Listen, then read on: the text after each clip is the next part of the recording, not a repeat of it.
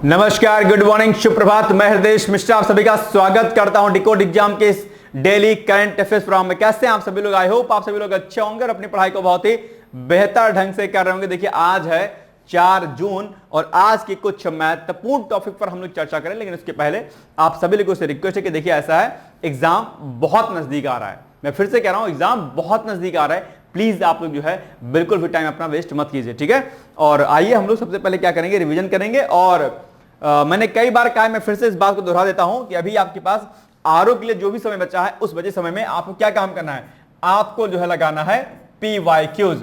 आप कहेंगे sir PYQs कौन कौन से? पीवाईक्यूज में आपको 2 लगाना है। एक लगाना है आपको पीसीएस का, प्लस आपको लगाना है आरओ का। ये दोनों पीवाईक्यूज प्लस इसके अलावा क्या करना है आपको, घटना चक्र, ठीक है। क्या घटना चक्र जो है आपको लगानी है, ठीक है। घटना चक्र पुनरावलोकन जो आती है वो सभी विषयों की लगानी है आपको। इसके अलावा टेस्ट सीरीज, क्या टेस्ट, ठीक है। जिस भी कोचिंग का आप लेते हैं, जैसे डिकोड क्या लेते हैं तो आप डिकोड का लगाइए, या जो भी आपको सही लगे आप सही लगाइए, ठीक है। मुझसे पूछेंगे तो मैं कहूंगा डिकोड का लगाइए, ठीक है। तो डिकोड का टेस्ट सीरीज हो गया आपका। और इसके अलावा आप पढ़िएगा लूसेंट, क्या लूसेंट, ठीक है, लूसेंट।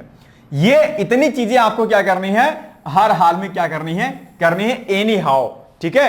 अब जैसे आप पीवाईक्यूज को लगा रहे हो, या घटना चक्र पढ़ रहे हो, या टेस्ट सीरीज लगा रहे हो, तो अगर इनको करते करते अगर आपको लगता है कोई टॉपिक समझ में नहीं आ रहा है, तो क्या करिए, तुरंत उसका जो है क्या करिए, आप व्याख्या देख लीजिए अलग तरह से, किताब से, नेट के माध्यम से, इस तरीके से करिए। यानी कि अभी जितने ज्यादा आप बहुविकल्पीय प्रश्नों को हल करेंगे, जितने ज्यादा आप टेस्ट सीरीज को लगाएंगे, वो क्या होगा, आपके लिए बेनिफिट रहेगा।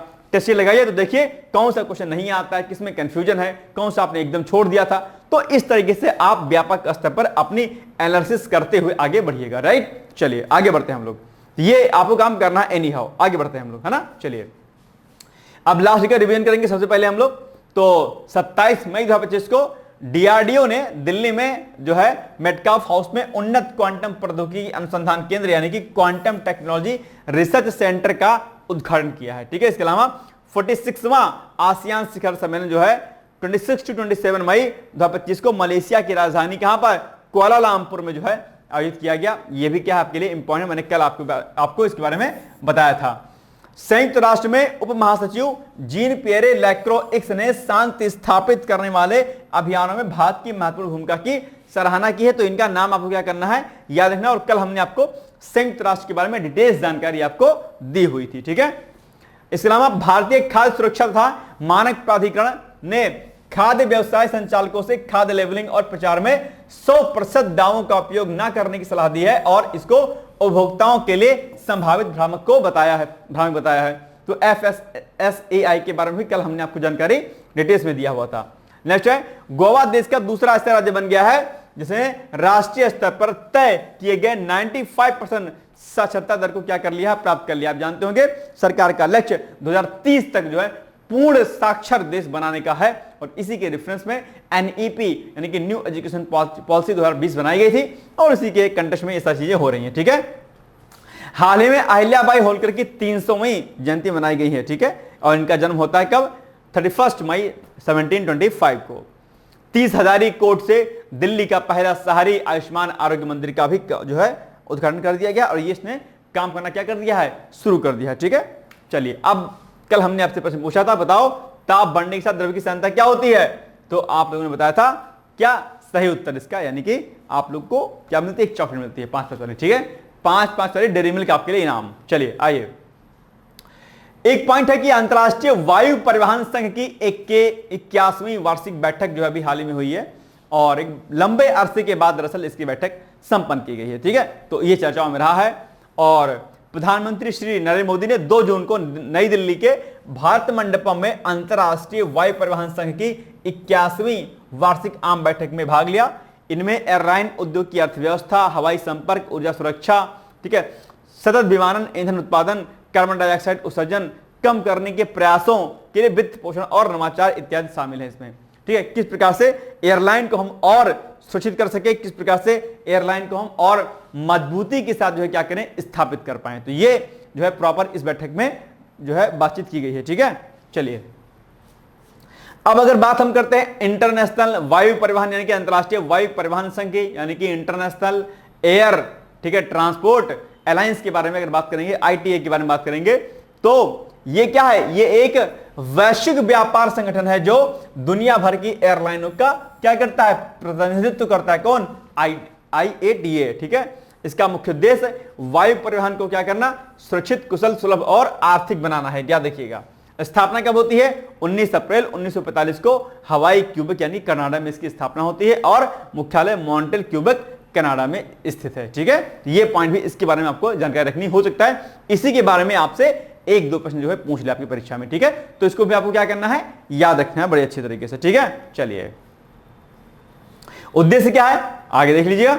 वायु परिवहन को क्या करना, सुरक्षित और व्यवस्थित करना, क्योंकि भाई वायु परिवहन में भी तो दिक्कतें होती हैं, जैसे सड़क परिवहन हो गया, जल मार्ग हो गया, जल परिवहन हो गया, आपका रेल परिवहन हो गया, ठीक उसी प्रकार से वायु परिवहन है। और वायु परिवहन में भी जो पैसेंजर्स होते हैं उनको किफायती सुविधाएं देना, अपने आप पे अंतर्राष्ट्रीय परिवहन को मजबूत करना है ना, तो ये सारे काम जो है इसके होते हैं एक्चुअली में। अंतर्राष्ट्रीय एयरलाइन सेवाओं के बीच सहयोग बढ़ाना, यात्री और माल ढुलाई के लिए मानक प्रक्रिया निर्धारित करना कि भाई क्या क्या इसके स्टैंडर्ड हैं सुविधाओं का, है ना, यात्री के लिए भी और माल ढुलाई के लिए भी। टिकटिंग, किराया और भुगतान प्रणाली को एक रूप बनाना और सदस्य एयरलाइनों के हितों की रक्षा करना, ये IATA का मुख्य उद्देश्य है। ठीक है, चलिए अब आप बताइए कि अंतरराष्ट्रीय वायु परिवहन संघ की स्थापना हुई थी, कब हुई थी, तो अभी हमने आपको बताया कब हुई थी, ए ऑप्शन होगा ना, ए यानी कि 1945 में, ए इज द राइट आंसर। इसको ITA के बारे में आप लोग इकट्ठा नोट कर लीजिएगा, पॉइंट हो सकता है आप कभी मुख्य परीक्षा में प्रश्न आपसे पूछ ले। ठीक है, तो याद रखिएगा। एशियाई विकास बैंक के अध्यक्ष मसातो कांडा से नरेंद्र मोदी जी ने क्या करी, मुलाकात की है। ये यहां पर आप इनका फोटो जो है देख पा रहे होंगे, बगल में बैठे हुए हैं। ठीक है, ये हैं, ठीक है, ये हैं। ओके, चलिए आइए अब बातचीत हम करते हैं इसके बारे में। तो प्रधानमंत्री नरेंद्र मोदी ने दिल्ली में एशियाई विकास बैंक के अध्यक्ष मसातो कांडा से मुलाकात की है। ठीक है, ये कौन है, ये एशियाई विकास बैंक के क्या है, अध्यक्ष हैं। और एशियाई विकास बैंक क्या भाई साहब एग्जाम के लिए बड़ा इंपॉर्टेंट है, तो एशियाई विकास बैंक के ऊपर अक्सर जो है प्रश्न देखने को आपको मिलता है और मैं उम्मीद करता हूं कि आप जो है इसके बारे में डिटेल्स जानकारी रखते होंगे कि एशियाई विकास बैंक क्या है, इसका मुख्य उद्देश्य क्या है, इसकी स्थापना कब हुई थी, वर्तमान अध्यक्ष कौन है। बहुत इंपॉर्टेंट, एशियाई विकास बैंक आपके लिए क्या है, बड़ा इंपॉर्टेंट है। ठीक है, चलिए बैठक के दौरान दोनों पक्षों ने कई मुद्दों पर अपने विचार जो है साझा किए और एशियाई विकास बैंक अगले 5 वर्षों में नगर निगम के बुनियादी ढांचे के विकास, मेट्रो नेटवर्क और विस्तार, नए क्षेत्र, रैपिड ट्रांजिट सिस्टम, कॉरिडोर के निर्माण और शहरी सेवाओं के आधुनिकीकरण के में तीसरे पक्ष की पूंजी सहित $10 बिलियन का निवेश देगा अपने आप में। आप जानते होंगे सरकार का लक्ष्य वर्ष 2047 तक विकसित भारत बनाने का है और इसी कंटेक्स्ट में जो है क्या कर रहा है, ये जो आपका एशियाई विकास बैंक है ये क्या कर रहा है, हेल्प कर रहा है। आप जानते होंगे एशियाई विकास बैंक जो क्या है, ये जो एशियाई विकास बैंक है ये क्या करता है, जो भी आपके डेवलपिंग कंट्रीज हैं, क्या डेवलपिंग, ठीक है, जो भी डेवलपिंग कंट्रीज हैं आपके हैं, उन सभी डेवलपिंग कंट्रीज को क्या करता है, पैसा देता है, फंड करता है कि ताकि वो क्या करें, आगे बढ़े और यानी कि विकास के मुख्य धारा में आगे आ सके। और जैसा कि मैंने बताया अभी जस्ट पहले आपको कि 47 तक, सन 2047 तक भारत को क्या करना है, डेवलप कंट्री होना है। इसके लिए नगर निगम, नगर पालिका से लेकर के अलग अलग बुनियादी ढांचे को, हमारे बेसिक इंफ्रास्ट्रक्चर को क्या करना पड़ेगा, मजबूत करना पड़ेगा और इसीलिए एशियाई विकास बैंक जो है क्या कर रहा है, सहायता कर रहा है। ठीक है, तो ये पॉइंट आपको याद रखना चाहिए। अब एशियाई विकास बैंक के बारे में थोड़ा सा जानकारी ले लीजिए। तो इसकी स्थापना कब होती है, इसकी स्थापना होती है 19 दिसंबर 1966 को। मुख्यालय इसका मनीला फिलीपींस में है और यह एक क्षेत्रीय विकास बैंक है जिसका उद्देश्य एशिया और प्रशांत क्षेत्र के देशों में आर्थिक और सामाजिक विकास को यानी कि इकोनॉमिकल और सोशल जो है डेवलपमेंट करना, सोशल वेलफेयर करना अपने आप में, ये इसका क्या है, मुख्य उद्देश्यों में से एक है। यह बैंक विकासशील यानी कि जो भी डेवलपिंग कंट्रीज होंगी उनको वित्तीय सहायता यानी कि फाइनेंशियल सपोर्ट, तकनीकी सहायता यानी कि टेक्निकल सपोर्ट, अनुदान और परामर्श सेवाएं आदि जो है क्या करता है, जो है प्रदान करता है। यानी कि एशियाई विकास बैंक डेवलपिंग कंट्री के लिए क्या है, अपने आप में बड़ी अच्छा संस्था जो है ठीक है, ताकि जिससे विकास हो सके अलग अलग देशों का। ठीक है, तो ये पॉइंट आपके यहाँ पर इंपॉर्टेंट है। मैंने फिर से मैं कह रहा हूं कि एशियाई विकास बैंक आपके एग्जाम में कई बार पूछा गया है, उम्मीद करता हूं इसको आपको क्या करना है, याद कर लेना है। ठीक है, एशियाई विकास बैंक के बारे में। चलिए, मुख्य उद्देश्य गरीबी उन्मूलन और जीवन स्तर में सुधार, सतत आर्थिक विकास को बढ़ावा देना, क्षेत्रीय सहयोग और साझेदारी को बढ़ावा देना, बुनियादी ढांचा विकास जैसे सड़कें, ऊर्जा, शिक्षा, स्वास्थ्य, जल आपूर्ति आदि के लिए सहायता देना। ये सब क्या है, ये सब आपकी बेसिक नीड के अंतर्गत आते हैं और इन बेसिक नीड को की जो है आपूर्ति हो सके, इनकी पूर्ति हो सके, इसके लिए जो है फंडिंग करती है ये। जलवायु परिवर्तन, लैंगिक समानता और समावेशी विकास जैसे मुद्दों पर भी क्या करता है, ये काम करता है। क्योंकि भैया अगर बहुत इंफ्रास्ट्रक्चर डेवलप हो गया, आपका सब कुछ हो गया, लेकिन अगर लैंगिक असमानता है आपके यहाँ पर, समावेशी विकास नहीं हो रहा है, जलवायु परिवर्तन बहुत बढ़ गया है, तो फिर ऐसे कंट्री का कोई मतलब नहीं रह जाएगा।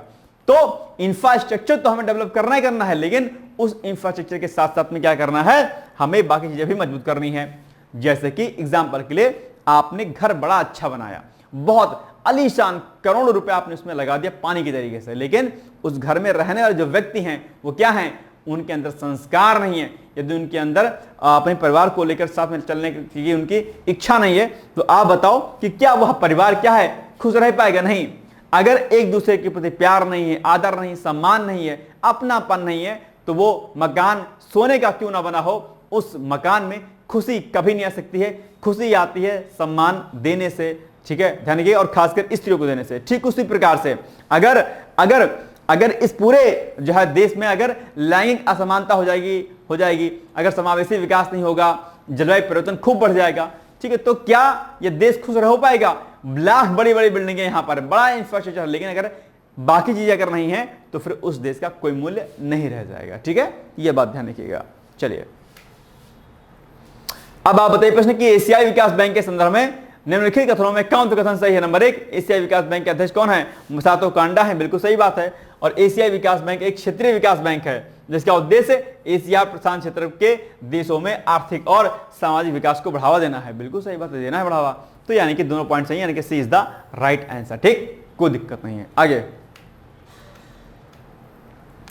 इरिट्रिया के विदेश मंत्री उस्मान सालेहू, ये भी चर्चाओं में रहे हैं और यहां पर आप देख पाएंगे मीटिंग जो है विदेश मंत्री जो हमारे हैं कौन है, एस जयशंकर जी, उनके साथ यहां पर मीटिंग इनकी हो रही है। ठीक है, तो आइए पढ़ते हैं कि क्यों चर्चाओं में है।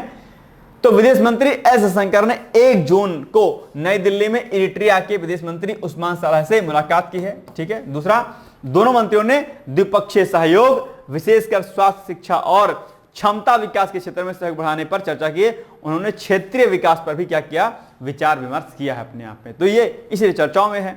अब चूंकि इरिट्रिया के जो विदेश मंत्री की चर्चा हो रही है, तो क्यों ना इरिट्रिया के बारे में भी 2-4 जानकारी ले ली जाए। तो अगर बात हम इरिट्रिया की करते हैं, हो सकता है शायद आप ये जो है कंट्री पहली बार सुन रहे हो। देखो कई बार क्या होता है ना कि हम जब करंट के टच में नहीं रहते हैं तो कई बार हमें चीजें अलग लगती हैं। जैसे इरिट्रिया शायद आप नहीं सुने होंगे संभवतः। तो इरिट्रिया के बारे में अगर आपको जानकारी चाहिए तो उसकी राजधानी क्या, अस्मारा है। क्या, अस्मारा है। और ये अस्मारा जो सिटी है यहाँ की और जो कैपिटल है इरिट्रिया की, ये आपके लिए क्या है, एग्जाम के लिए बहुत इंपॉर्टेंट है। आप कहेंगे सर अस्मारा हमारे एग्जाम के लिए क्यों जरूरी है? आगे अभी मैं बताऊंगा कि आखिर क्यों जरूरी है अस्मारा आपके एग्जाम के लिए अलग से भी। ठीक है, चलिए अब देखो सीमाएं क्या है, उत्तर और पूर्व में जो है क्या है, इसके लाल सागर है यानी कि रेड सी है। तो मैप में आप देखिएगा थोड़ा सा जूम करके, ये क्या है आपका, ये आपका इरिट्रिया है। आप दो पोर्शन देख पा रहे होंगे, इसके उत्तर और पूर्व में, यानी कि उत्तर और इधर पूर्व में क्या, रेड सी है। देखिए रेड सी है अपने आप, ये क्या है पूरा, ये आपका रेड सी है यानी कि लाल सागर से घिरा हुआ है। दक्षिण में इसकी इथोपिया है। अगर आप बात करेंगे दक्षिण में, तो ये दक्षिण क्या है, दक्षिण दिशा हो गया। दक्षिण में क्या इसके, इथोपिया है आपकी। ठीक है, आगे अगर चर्चा करेंगे, पश्चिम में इसके सूडान है। तो इधर अगर आप आएंगे तो यहां पर आपको सूडान दिखाई देगा पश्चिम में, है ना। और दक्षिण पूर्व में जिबूती है। क्या, दक्षिण पूर्व में जिबूती। जिबूती कहीं यहीं पर होगा, लेकिन जो है चूंकि मैप कटा हुआ था तो जिबूती यहीं पर रहेगा, ध्यान रखिएगा। तो अब आप इसको मैं थोड़ा सा जूम करके आपको मैं दिखा देता हूं कि भैया कौन कौन सा कहां कहां पर क्या क्या कैसे कैसे है। ठीक है, चलिए ठीक, ये देखो दिख रहा है ना आप लोग को, देखो ये क्या है, ये है आपका पूरा का पूरा क्या है, ये है आपका इरिट्रिया है। ठीक है, और ये देखो लाल सागर से क्या पूरा पूरा देखो लाल सागर से घिरा हुआ है पूरा, है ना, दिख रहा है ना आपको। और इधर देखो दक्षिण में, इधर क्या है, दक्षिण और उसके पूर्व में इथोपिया देखो, है ना। और इधर देखोगे अगर आप तो इधर पश्चिम में आपको सूडान दिखाई देगा। ठीक है, तो ये इस तरीके से जो है यहाँ पर आपको चीजें दिखाई पड़ रही होंगी। ये आप मैप पे थोड़ा सा देख सकते हैं चीजों को। ठीक है ना। तो और लास्ट में यहाँ पर क्या पड़ेगा, आपका जिबूती पड़ेगा, जो कि यहाँ पर नहीं मेंशन है। ठीक है, याद रहेगा पॉइंट। चलिए अब एक पॉइंट और देखो कि इरिट्रिया ने 24 मई 1993 को इथियोपिया से स्वतंत्रता प्राप्त कर ली, ठीक है। और अस्मारा शहर को यूनेस्को विश्व धरोहर स्थल घोषित किया गया। अब ध्यान रखिएगा, क्योंकि यह 1930 के दशक की इतावली आधुनिकतावादी वास्तुकला का शानदार उदाहरण है। तो यही बात मैं आपसे कहना चाहता था कि भैया यूनेस्को के पॉइंट ऑफ व्यू आपके लिए इंपॉर्टेंट, ठीक है। इसको टिक लगा लीजिएगा आप लोग, ठीक है, अस्मारा को, ठीक है। चलिए, निम्नलिखित कथनों में कौन सा कथन सही है? नंबर 1, विदेश मंत्री डॉक्टर एस जयशंकर ने 1 जून को दिल्ली में इरिट्रिया के विदेश मंत्री उस्मान सलाह से मुलाकात की है। हाँ बिल्कुल की है, सही बात है, की है। और अस्मारा शहर को यूनेस्को की विश्व धरोहर स्थल घोषित किया गया है, बिल्कुल किया गया, कोई दिक्कत नहीं है। यानी कि अगर आप देखेंगे तो दोनों कथन सही, यानी कि सी इज द राइट आंसर, ठीक है। दोनों कथन क्या सही हैं आपके। विश्व दुग्ध दिवस अभी चर्चाओं में है, आप जानते होंगे 1 जून को दरअसल क्या मनाया जाता है? विश्व दुग्ध दिवस मनाया जाता है। बस चर्चा कीजिए। आप जानते हैं कि पूरी दुनिया में भारत एक ऐसा भारत एक ऐसा देश है जो कि दुग्ध उत्पादन में प्रथम स्थान रखता है। इसके अलावा आप यह भी जानते होंगे कि इस भारत में गुजरात का जो नंबर है वो बड़ा अच्छा है। गुजरात में खूब दूध उत्पादन होता है ना। चलिए, यह दिवस के आजीविका के प्रमुख स्रोत के रूप में, ठीक है, यह दिवस आजीविका के नहीं आजीविका, यह दिवस आजीविका के प्रमुख स्रोत के रूप में महत्व रेखांकित करने के लिए मनाया जाता है। और वैश्विक स्तर पर दूध उत्पादन प्रतिवर्ष 2% की दर से बढ़ रहा है, ठीक है। अब एक पॉइंट यहां पर ध्यान रखो कि अगर हम ग्लोबली अगर आप देखेंगे तो देखेंगे कि परिवार या जो है यहां पर 2% जो है क्या हो रहा है, जो उसकी डिमांड है एक तरीके से, ठीक है, उत्पादन क्षमता क्या बढ़ रही है, प्रोडक्शन उसका हर वैश्विक लेवल पर अलग अलग देशों में 2% की डिमांड हो रही है, प्रोडक्शन बढ़ रहा है, ठीक है। लेकिन यही चीज भारत में क्या हो रही है, भारत में 5.7 जो है इसका प्रतिशत वृद्धि दर, इसकी 5.7 है। यानी कि ग्लोबली जो प्रोडक्शन हो रहा है वो हर साल 2% बढ़ रहा है, लेकिन भारत में 2% की जगह पर 5.7% बढ़ रहा है। ये दर्शाता है कि भारत दुग्ध उत्पादन में कितना आत्मनिर्भर है और कितना ज्यादा डिमांड यहां पर बनी जा रही है लगातार बार बार, है ना। आज दुनिया का 1/4 दूध उत्पादन भारत में होता है, 1/4 जो प्रोडक्शन है ना, बड़ी बात है अपने आप में। चलिए, देश में सबसे अधिक दूध उत्पादन गुजरात में होता है, याद रखिएगा। और संयुक्त राष्ट्र के खाद्य और कृषि संगठन FAO ने इस दिन की शुरुआत 2001 में कर दी थी, है ना।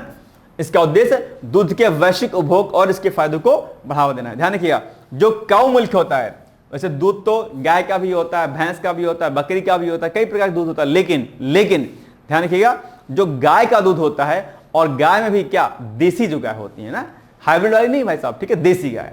क्या देसी गाय? देसी गाय। ये क्या है, बहुत इंपॉर्टेंट है। देसी गाय का दूध अगर आप खाते हैं, ठीक है, और देसी गाय का घी अगर आप खाते हैं, उसका बटर खाते हैं, आप कुछ मत खाइए भाई साहब, ठीक है। हाँ, वो जो गाय है वो हरा चारा जरूर खाती हो, ये ना सिर्फ बासी खाए, सॉरी भूसा खाए और क्या कहते हैं पॉलिथीन खाए, है ना। आप छोड़ दो उसको शहर में जाके पानी खा के, ऐसा नहीं हो। ऐसा अगर नहीं है तो मान के चलिएगा कि जो है देसी घी, देसी मक्खन और देसी दूध अगर आप पीते हैं, कोई बीमारी आपके भीतर आ नहीं सकती है।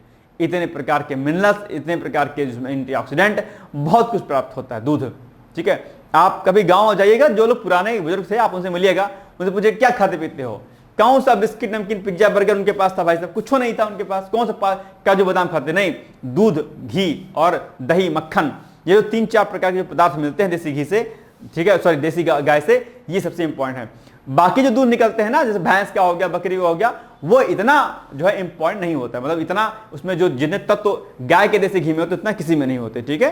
तो वैसे भी काऊ को इसीलिए हमें माता कहा गया ना, गौ को माता कहा गया। क्यों कहा गया? क्योंकि ये पालती है। अगर किसी किसान के पास अगर 2-4 अगर गाय हैं, दो गाय 1-2 बैल हैं, तो किसान कभी भूखा नहीं मर सकता है, इतना गाय उसको दे देगी, है ना। ठीक है, इसलिए गाय का हमेशा सम्मान करना चाहिए। चलिए, विश्व दुग्ध दिवस का मनाया जाता है, अभी बताया हमने आपको 1 जून को, यानी कि 20 द राइट आंसर, ठीक है। चलिए, सर्बानंद सोनोवाल ने अंतरराष्ट्रीय मामलों के उप मंत्री टेराडा एसियोमिची के साथ द्विपक्षीय बैठक की है, इसीलिए जो है ये क्या है, चर्चाओं में है, ठीक है। तो कहां पर बैठक हुई है? ये नॉर्वे के ओस्लो में जापान के अंतरराष्ट्रीय मामलों के उप मंत्री टेराडा या योशिमिची के साथ द्विपक्षीय बैठक की, यानी कि पत्तन पोत परिवहन और जलमार्ग मंत्री कौन, सर्बानंद सोनोवाल ने 2 जून को जो है इनके साथ बैठक की है, ठीक है। बैठक में जापानी शिपयार्ड द्वारा निवेश, बंदरगाह डिजिटलीकरण और हरित बंदरगाह पर सहयोग, अनुसंधान और विकास सहयोग में वृद्धि, मानव संसाधनों का कौशल विकास, जापान में भारतीय नाविकों के रोजगार सहित कई क्षेत्रों में चर्चा हुई है। ठीक है, तो यही पॉइंट आपको याद रखना है।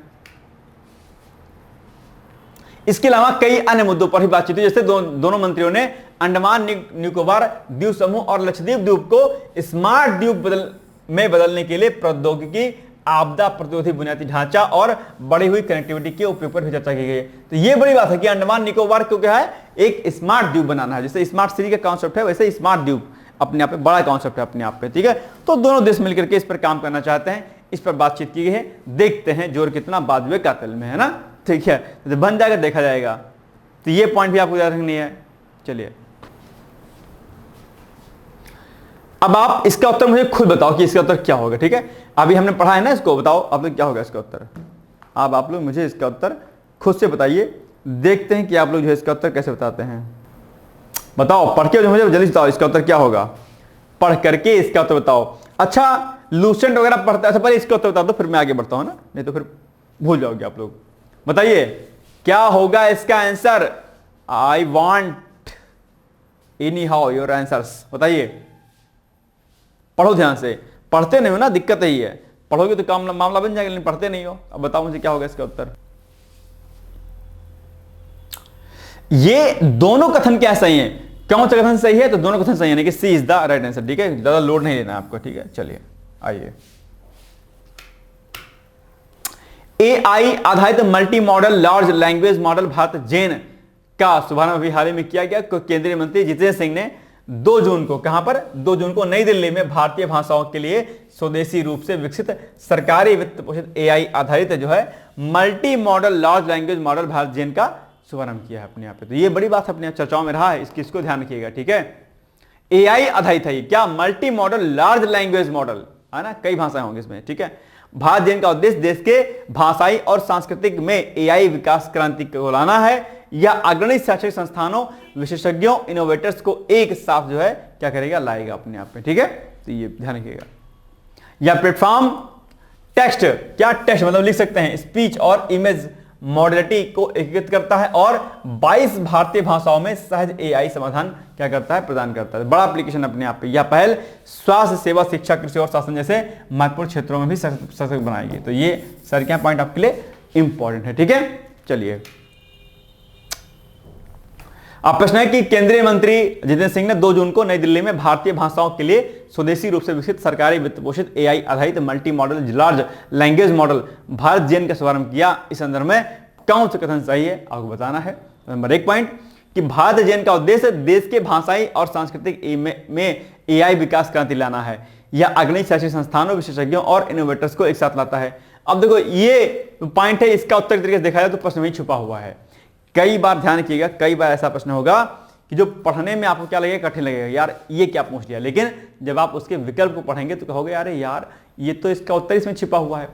कई सारे प्रश्न आपको एग्जाम में मिलते हैं जिसका उत्तर जो है क्या होते हैं, उसी प्रश्न में, प्रश्न को पढ़ते समय ही आपको मिल जाता है। तो यह बात आपको याद रखनी है। ठीक है, यह प्लेटफॉर्म टेक्स्ट, स्पीच और इमेज, ठीक है, इमेज मॉडलिटी को एकीकृत करता है और 22 भारतीय भाषाओं में सहज AI समाधान प्राप्त करता है। ठीक है, तो ये पॉइंट आपको क्या करना है, याद रखना है। ठीक है, तो दोनों कथन सही है, यानी कि सी इज द राइट आंसर, कोई दिक्कत नहीं है। ठीक है, चलिए। ओपल सुचाता चुआंगसरी नई मिस वर्ल्ड चुनी गई हैं। ठीक है, आप जानते होंगे चर्चाओं में रही हैं, और ऐसे न्यूज आप लोग क्या करते होंगे, जरूर देखते होंगे, है ना, मुझे पता है, पूरी उम्मीद है कि ऐसे न्यूज आप जरूर देखते होंगे। ठीक है, तो इनका नाम आपको पता ही होगा। ठीक, कहाँ की है, थाईलैंड की है।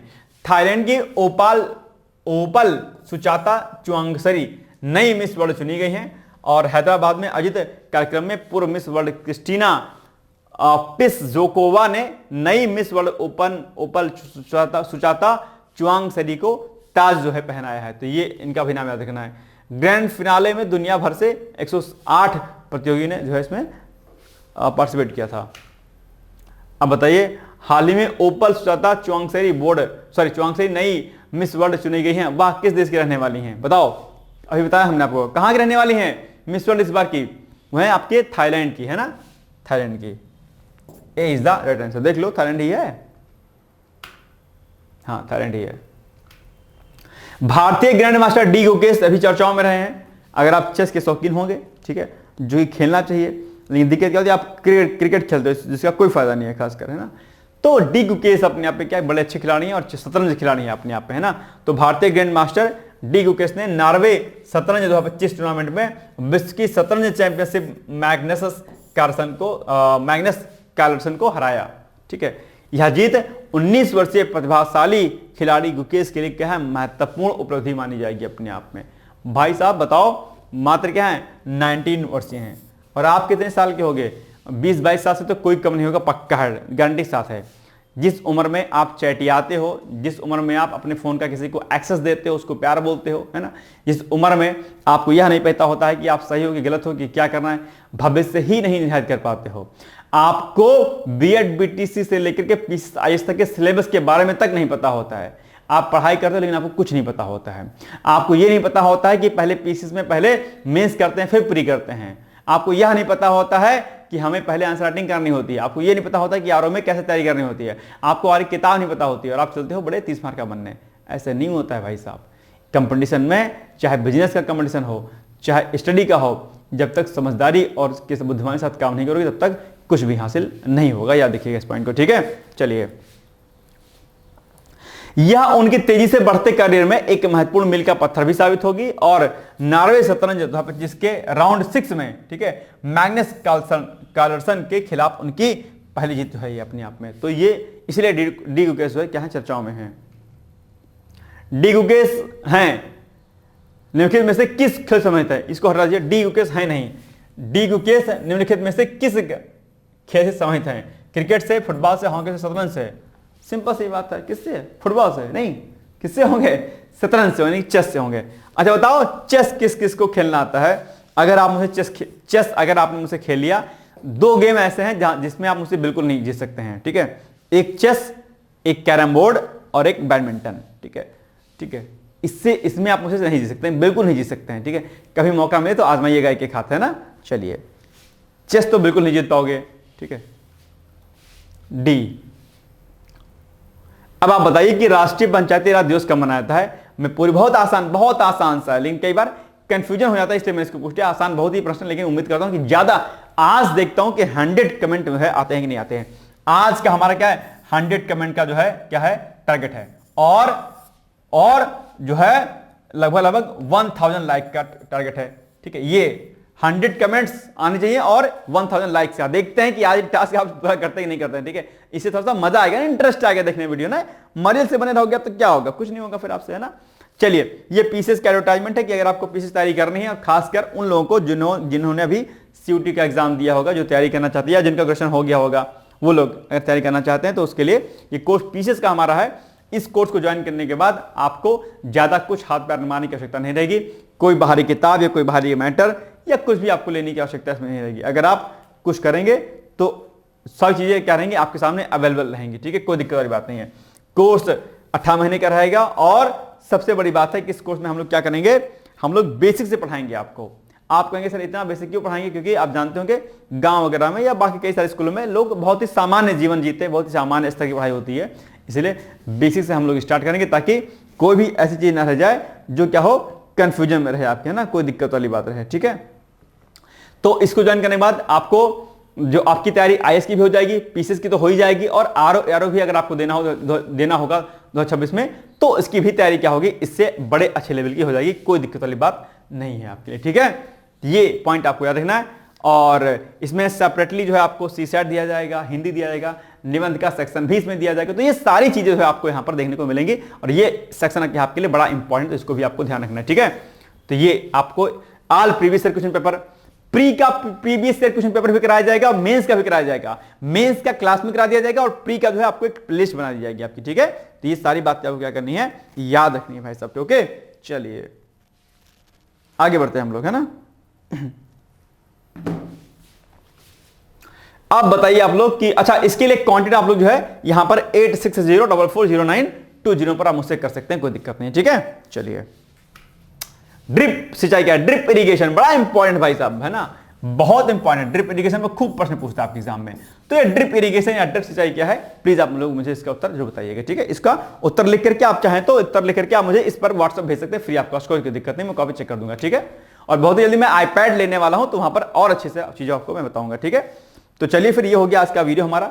बाकी हम लोग मिलेंगे कल, तब तक आप लोग क्या करिए, पढ़ते रहिए, मस्त रहिए, मुस्कुराते रहिए, व्यस्त रहिए। और टास्क में आपको देता हूं कि आप क्या काम करिएगा। टास्क में आज आपको देता हूं, थोड़ा सा टास्क लिखना भी जरूरी है कि आपके लिए, है ना।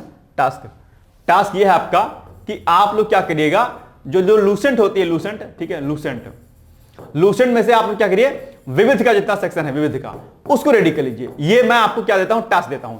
ये आपका सबसे बड़ा होमवर्क आज का है कि लूसेंट में जो समाधान की जो लूसेंट आती है, उसमें जो विविध का सेक्शन है, मिसलेनियस जिसको हम लोग बोलते हैं, क्या, मिसलेनियस, उसको आपको पूरा करना है। और कल कमेंट करके आज ही कहोगे या मुझे बताओ कमेंट करके, हाँ सर हम लूसेंट में जो है विविध का सेक्शन जरूर पूरा करेंगे। ठीक है, मिसलेनियस का। मैं उम्मीद करता हूं कि आप इस वादे पर जो है मेरे खरा उतरेंगे, अपने वादे पर, है ना। चलिए तो ठीक है, फिर मिलेंगे कल, तब तक जय हिंद, जय भारत, शुभकामनाएं हैं। मौसम धीरे धीरे करके अच्छा हो रहा है, तो अच्छे मौसम में अच्छे से पढ़िए, खुश रहिए, मस्त रहिए और अपने स्वास्थ्य का विशेष रूप से ध्यान दीजिए।